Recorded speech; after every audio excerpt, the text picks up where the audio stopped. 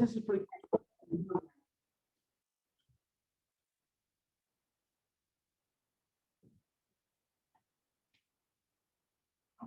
There we go. So let's take a look at this, see if we can learn some more ecology here. Okay. So once again, this is going to look at the ecology of the community development, dynamics of an ecosystem, and some ecological consequences of climate change. Okay. All right. So what is a keystone species? This is a cool one here. Okay. So a keystone species is a certain species that has a stabilized effect on other species because of their key role in the environment. Example: the wolves in Yellowstone. The presence of wolves virtually eliminated by 1926. For 70 years, the ecosystem suffered elk population out of control and overgrazing on vegetation by elk, and of course we had to reintroduce the buffalo too. Man, we almost wiped out the buffalo, but we did kill all the elk. Okay, reintroduction of wolves in Yellowstone in 1995 began an upswing in ecosystem balance. The living, biotic, and non-living abiotic factors in an ecosystem are important for balance and continuation of that ecosystem. Big debate. I remember that when they brought them back, man, all the ranchers and stuff were fighting about this. They didn't want wolves killing their cows, right? But we're seeing the elk population under control now because it has to have a natural predator. And the elephant is the keystone predator, or keystone species in the savannas of Africa, in the rainforest or whatever. So I mean, not rainforest, but in the savannas of Africa. And so they keep the shrubs from turning into a grassland, into trees. So big player there. So community is all the populations in a given area, right? All the different species in a given area is the community. So all the populations of species interact with one another, right? And we can have species richness is the number of different species in the community, and species diversity includes the richness with the actual number of individuals of each. Now we're talking about big things on the news, always talking about diversity. And diversity is a great thing. It's a great thing, okay? Unless you're a corn farmer, right? You don't want diversity in your cornfield, right? You want what?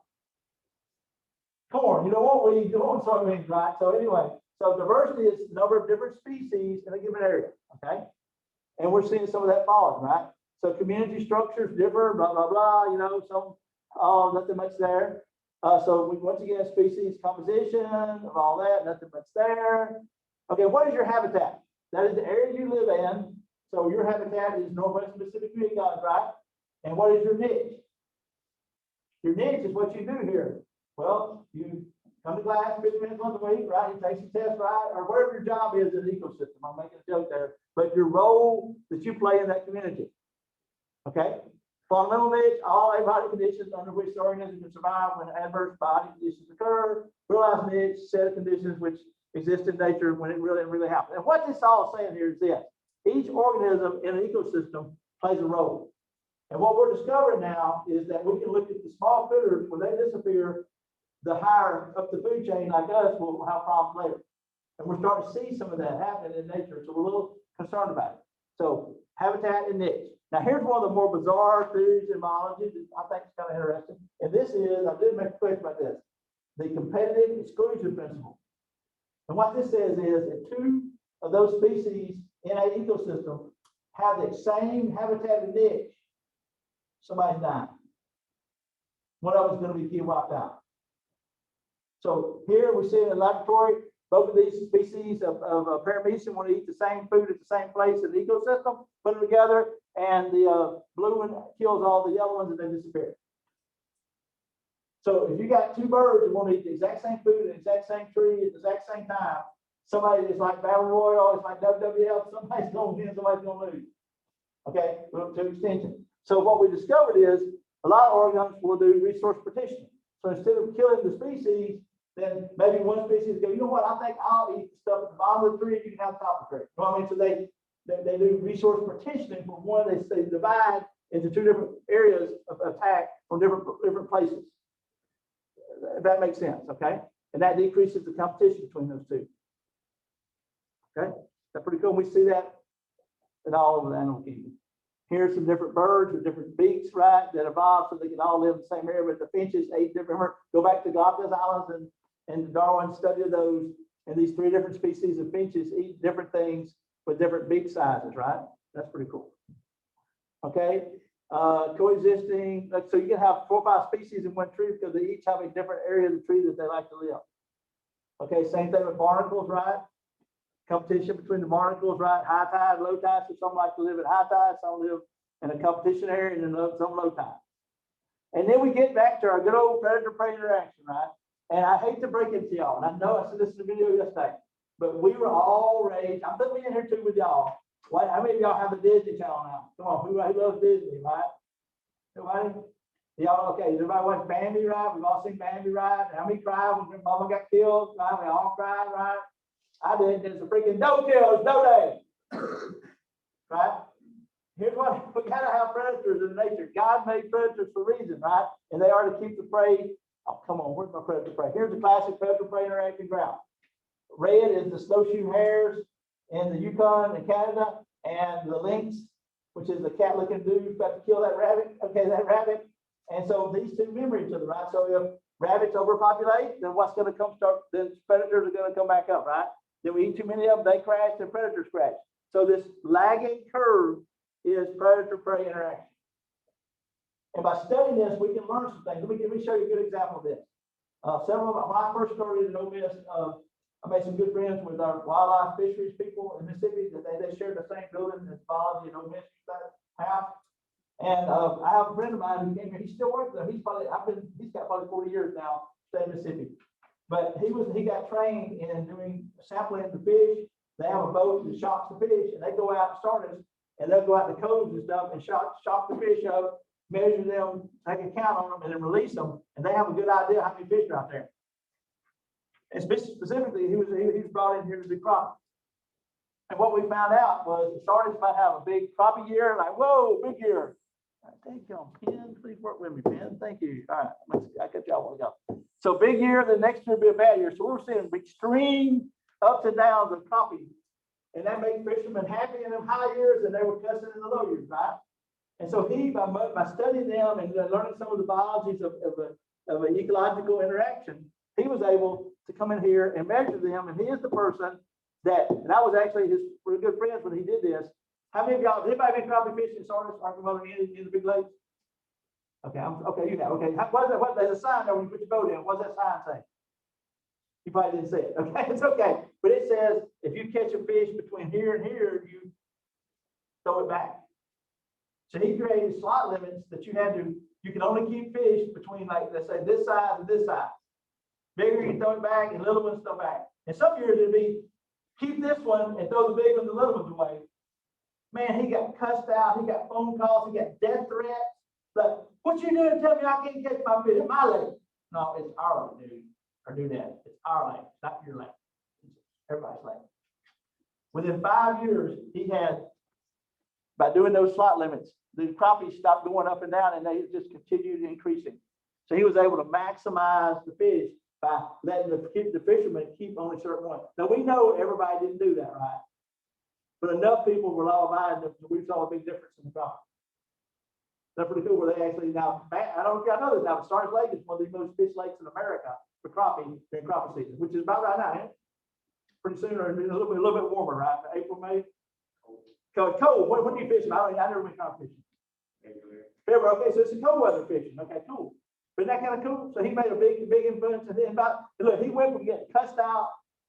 I mean, he played one of the tape recorders one time where he got cussed out, and where he like 10 years later, he is Bateful, Bass Club Fisherman of the Year award. He gets like the free piece of chicken now because they realize he has helped the fish after a while. Even I say Bubba. That's Bubba that saw it. That was better, right? Okay. But anyway, isn't that kind of cool? And so we can do that in nature. We can look at these and control the predator prey. And so that goes into why we have. When I was a kid, we didn't have no day. We deer hunting, and there were no deer in Lee County. We had to go to Benton County or over to Aberdeen, over to the Tennessee Tin-Ton Waterway to find deer. Today, deer are all over Lee County. So they've made a huge comeback, deer house. Okay. Now the next thing is, so these are just kind of fun things. How to prey develop defenses, right? So several things that they can do now to keep you from eating the prey. They can have heightened sense of being able to hear things. They can be real fast, right? To swim away or run away. They also have protective armor. Some of them have thorns and stuff. One of my favorite ones is chemical defense. Have you ever seen a dog try to eat a frog? That don't go real well, does it? because they have glands in their skin that give off this awful tasting stuff to where the dogs will be throwing up and spitting them out, okay? And other ones do mimicry, have camouflage, right? And I think this is cool. We'll see some pictures in a minute. And warning coloration, like certain stripes and certain colors tell you it's bad. So the animals learn to leave that dude alone, right? I love that one. The lantern fly has a false alligator, looks like an alligator snake head.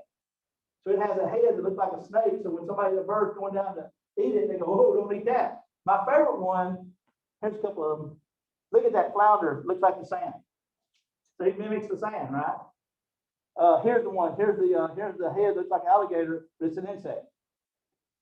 Okay, and then this the warning colors tell everybody that skin is poisonous. That's that darter that in South America that they rub the arrows on it. Y'all seen the movies with South American natives, with a dart gun, and the guy passed out and died. That's what they rub the dart on, his skin, and it's like a neurotoxin that kills a human in like 10 seconds. Something like that. Okay.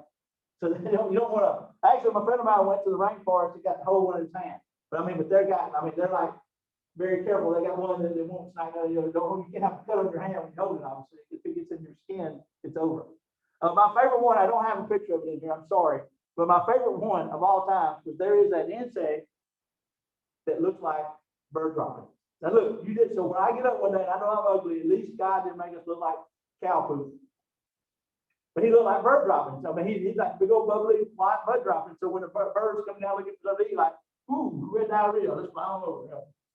They got sick here. It looked like somebody took a number 2. Okay. Anyway, so mimicry is pretty cool. And another one here talks about mimicry. Look at this. This is pretty crazy. There are 4 or 5 different species that look like yellow jackets that are stingless wasps and bees. There's the flower fly, the long-haired beetle, and then the bumblebee here. These look like they got the coloration, but obviously the bumblebee and yellow jacket will wear yourself out.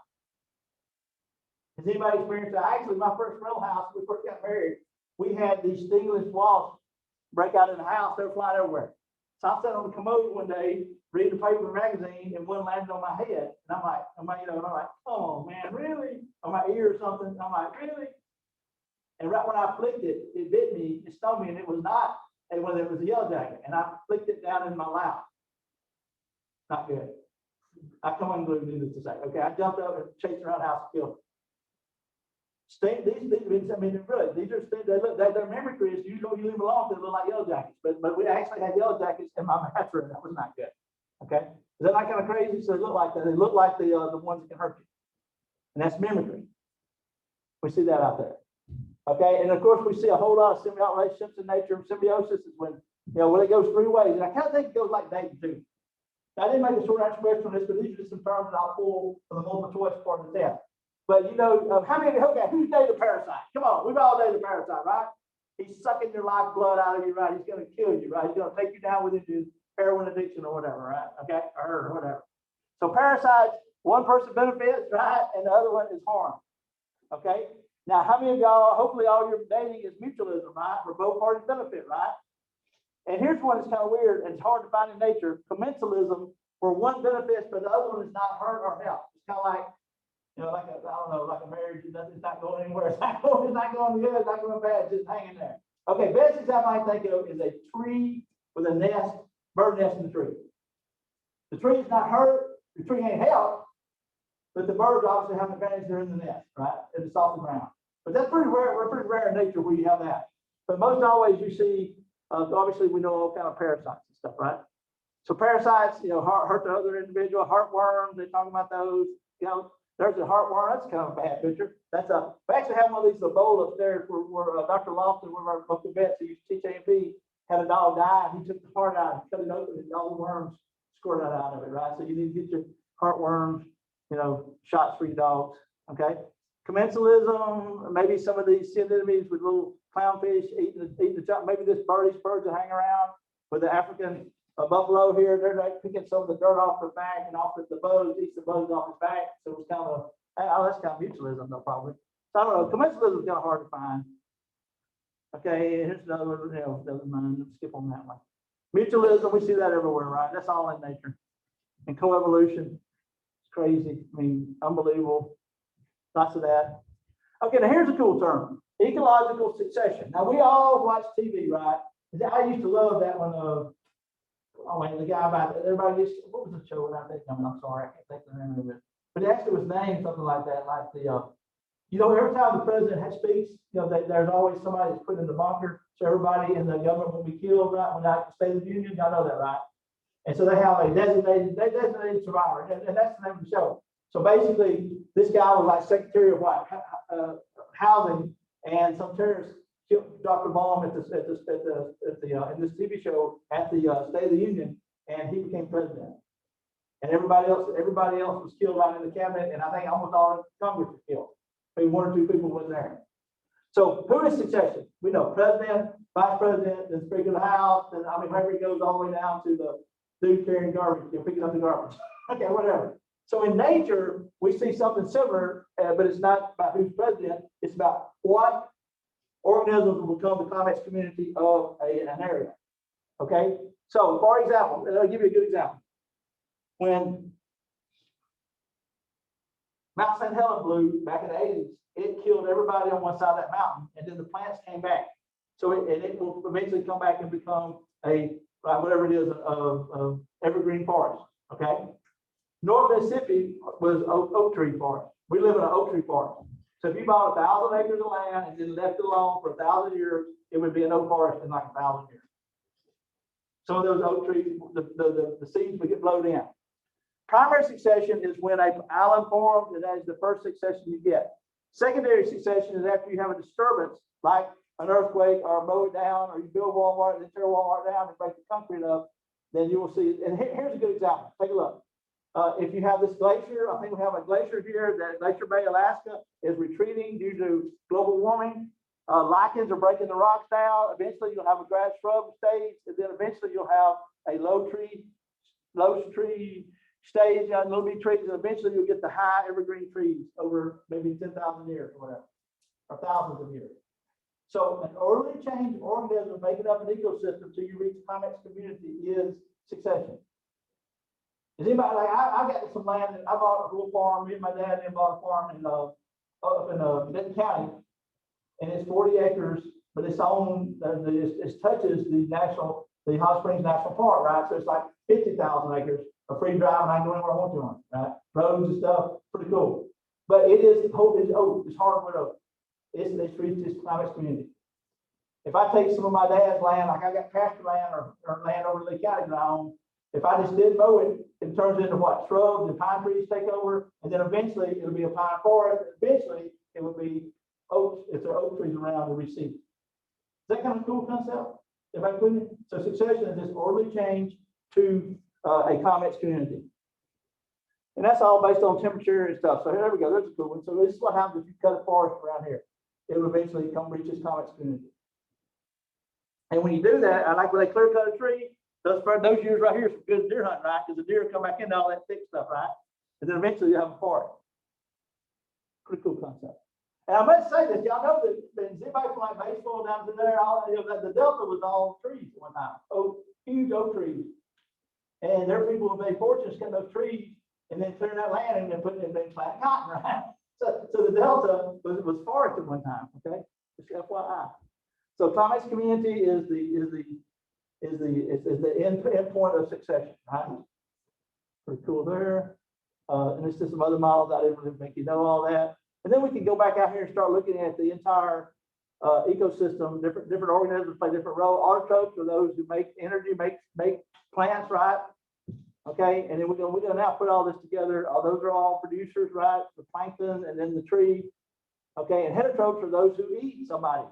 So these are the consumers, right? Herbivores eat plants, carnivores eat animals, omnivores can eat each other, eat a plant or animal. Detritivores eat dead people. So they like to eat dead organic matter. So when the plants and all these die, then they break them down. And then the decomposers also break down, eat that detritus. Okay, pretty cool. And so what we can do then is we can put it in an ecosystem, and we can look at energy flow through an ecosystem. So we can, so they really should have a block around this, right? So this could be an ecosystem. I kind of disagree with them. So I'm probably going to put this in a block. So in other words, this could be an ecosystem right here, right? Of your backyard. You got trees, you got rabbits, you got wolf, you got fungi, and I guess you got all the inorganic nutrients in the soil, right? and energy comes in, you can follow energy. The plants make sugar from photosynthesis. The rabbit eats the plant, the wolf eats him, and then these guys, when they die, they get broken down by this guy, and we redo that. And so what you see in a natural ecosystem is something that we don't see in human ecosystems. There's no trash, there's no waste, there's no there's no pollution. So we are the inventors of pollution. And that what I mean by that is we've taken these inorganic matters and made things like plastics and stuff that will, the half-life of a plastic wrapper is like 1,000 years, right? It takes like 10 to 2,000 years for those beer plastic holding the six-pack together to break down, right? And when it gets in the ocean, it can trap a fish, it can kill an animal or whatever. So anyway, but we can look at, this is ecosystem modeling, and we can see the energy flow through. That's kind of cool. And we can see where all the energy goes. And here's a cool concept. About 10% of food energy taken by one level makes it up to the next level. In other words, what I'm saying is this. If this guy, if you eat a pound, 10 pounds, you got to eat 10 pounds of rabbit for this guy to get 1 pound of flesh on him. And if I'm going to hunt him and eat him, I got to eat 10 pounds of him to get 1 pound of me. So every time you go up a energy level, QE2, only 10% of energy is passed up. So can we have 10,000 wolf predators in an ecosystem? No, I mean, that's not up to me. So you see the numbers go down, you get a pyramid. As you go up the food pyramid, you see fewer and fewer at the top of the food chain. Okay, and we'll see, here we go. So here's a food web. Come on. And this is pretty cool. Now imagine this food web and then putting that on a computer and seeing what role everybody plays and do some modeling where you can figure out the effect of each organism. So that is a food web of a backyard somewhere right over a little farm. And look at all the players. And look who's in the middle of that. Chipmunks play a big role. He's involved in everything, right? But look at all those. And so what we might can do with this is notice that what is the role of the rabbits? What if they start to die? Who does that affect? Right? Doesn't affect these guys, but it affects these guys, and then thereby affecting everybody else. So this allows us to figure out everybody's role in the ecosystem back to that niche thing we were talking about earlier. Okay, kind of cool. Okay, and then we go up levels, we've got trophic levels, and only 10% of energy is transferred to each level. So there we go. So look at that. So the top carnivore, that gar or whatever, would have 1.5 grams per meter, right? Whereas look how many of these guys you got to have. So these are the amount of energy they're producing. And as we go up, the numbers get smaller. Remember, 10% transfer each level. Pretty cool. So that's pretty cool power. Okay, and the biomass, obviously plankton are way more than everything else. And then we can look at chemical cycling. And I'm not going to run through all these, but these are pretty cool. We can look at a water cycle, how water runs through an ecosystem. Okay, here it is. There's the water ecosystem, sorry. And so water is a big deal, right? I think before y'all die, you will see water being sold on the Chicago Board of Exchange, like 1,000 liters of ultra pure water, right? Because that has value. It's needed for industry, and we need water to stay alive. And we're destroying so much water that I think it's going to be a big deal in the next 100 years. Okay, but that's the groundwater ecosystem. Carbon, because of its super role, is the building block of life. And look at the carbon cycle. And what we're seeing right now is in a perfect world, we would have photosynthesis that would be what? Putting carbon in here and putting it in the dead organic matter. And then, but we're overproducing here, and we're getting high levels of CO2 that are causing global warming, right? And so they're big players. And there's these sinks before we'd like to put some of that. But we're seeing carbon dioxide levels go up to levels never seen before, and that is the greenhouse effect. And so the greenhouse effect is these carbon dioxide and nitrous oxide and methane are causing a shield here that allows sunlight to come in, but the heat doesn't leave and go back out in space, and we're seeing global warming. Okay, and methane is mainly being produced by cows and their feces. So cows make a lot of methane. So they're players in global warming. And nitrous oxide is a chemical that we've made a lot of. We've kind of cleaned that up a little bit, and of course carbon dioxide. Could have had a little picture showing that somewhere. Here's the phosphorus cycle. That's one of the limiting nutrients in an ecosystem. That's one of the 3 things in fertilizer. So phosphate works through the ecosystem. You can look at that. Nitrogen is another thing in fertilizer, and it has to cycle through the ecosystem. It has to have bacteria to bring it into the ecosystem, or lightning can also cause it to do that. So the air is 80% nitrogen, but it's hard to get that into the soil, into a chemical that can be used by living organisms. So it's a limiting factor in most ecosystems. it is the first number on fertilizer, like triple 13 or whatever. Acid rain, we're seeing a whole lot of chemicals going up into the clouds, nitrogen oxide, soda oxides, and they mix with water and they're raining down and making the pH kill trees. It's a big problem in Europe. It's a big problem in northeast of the United States. It's not a big problem in the South because we have all this clay. You ever been out farming on farms? The clay, all that stuff sticking in your shoes is also rollate, it's buffer. So we don't have a big problem with acid rain. We have acid rain, it's not killing our soil because our soil is super buffered here. And you can even see they use a picture here showing it actually melting some of the statues in Europe. Okay, so here is some effects of the deforestation. And a big problem with this is in the rainforest, all the nutrients are in this biomass in this. And so when you cut this down and burn it, it all runs off in the rain, and you can't even grow those trees back there. So it's impossible to regrow a rainforest once it's been cut down. So therefore, it becomes a grassland or a place where you can maybe just feed cattle. And so that's a big problem, right? So here are carbon dioxide emissions in metric tons over the last 100 or 50 years or so. So we're seeing that go up. And over here is who are the major contributors of this carbon dioxide. And there's been a lot of studies. They've even found ice in the polar, they dug down and got rise of ice that formed 1 million years ago. And we looked at how much CO2 was in the air. So high levels of CO2 seems to lead to global warming and to massive changes in the environment.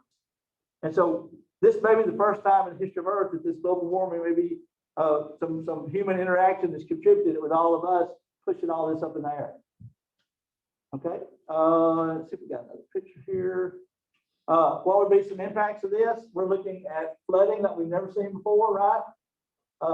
2016 was named the worst natural disaster struck the United States since the Hurricane Sandy in 2012. Also, they predicted for several years we'd see more hurricanes. For some reason, that's affecting that. And then by balancing all this ice and stuff, we're seeing a rising of sea levels. I would be one to say, that we need to think about this. I would even make a point that when we had Katrina hit New Orleans, has everybody been in New Orleans? It's underwater, right? Y'all know that, right? It's below sea level. I would have voted to just not rebuild New Orleans and just move everybody to Baton Rouge and call it New Orleans. Because at some point, we're going to have a problem, right? We can't just keep having a city underwater. And we'll see Florida. I mean, Disney World may have their cruise line right at Disney World before it's over. Because as water rises, Orlando, then Florida is going to get thinner, right? And the ocean's going to rise inland. And so we do need to consider this. And of course, you can do that by buying high efficiency washer and dryers and hot water heaters and stuff. We can start making a change. I will say one thing about it, that they had predicted the end of the world by now, and it didn't happen. So I don't think the ecology people are always